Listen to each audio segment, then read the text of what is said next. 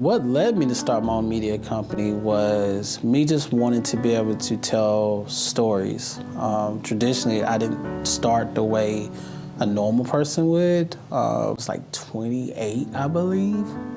But we wasn't registered with like an EIN number at the time. I looked up to such as like Oprah Winfrey, Tyler Perry, Spike Lee, and John Singleton.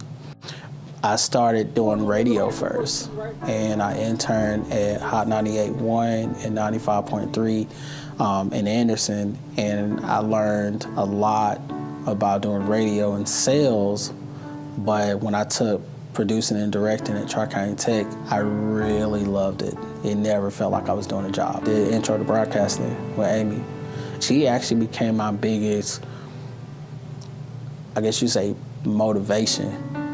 You know, I have a much more respect for her. I'm assuming, I hope she does for me as well, because of the fact that even though she can be tough, she became a client of mine that I had. She always used to say, you'll see me, because the news starts at 10. And I'd be like, okay, yeah, that's true. And I never understood that I'm gonna have a client like her. And matter of fact, I have two.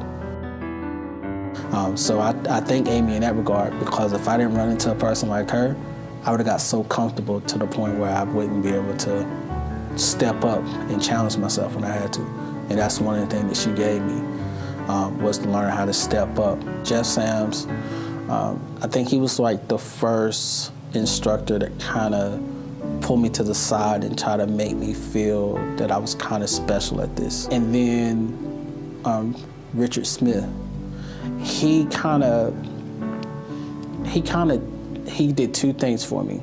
The first thing he did was he didn't treat me as if I was just a student. He treated me as a student, and he wanted to see me succeed.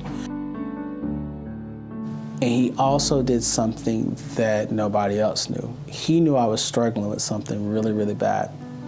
And he took the time when Richard was sick himself, but he still took the time to want to be able to show me how to do stuff. So when I got the opportunity to say, hey, I'm gonna start my own media company, I knew right off the bat that once I got the radio side going really well, then it was time to actually get into what I really love to do. And I love to write, so it was always, part of the passion. We use, obviously, Facebook, Instagram, and Twitter is huge for us. So we really try to utilize Twitter as much as we can. We have a clothing side outside of just CI Media. I kind of call ourselves like the Christian Coca-Cola brand, because we branched off to do like clothes and everything else too. I came out on top, obviously, but when I first started, yeah, I could tell I wanted to quit like 3 or 4 times.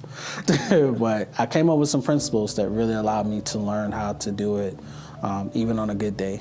It allowed me to say, okay, hey, start tomorrow and do it all over again, and you'll become better the next day and the next day. And I learned a lot over time.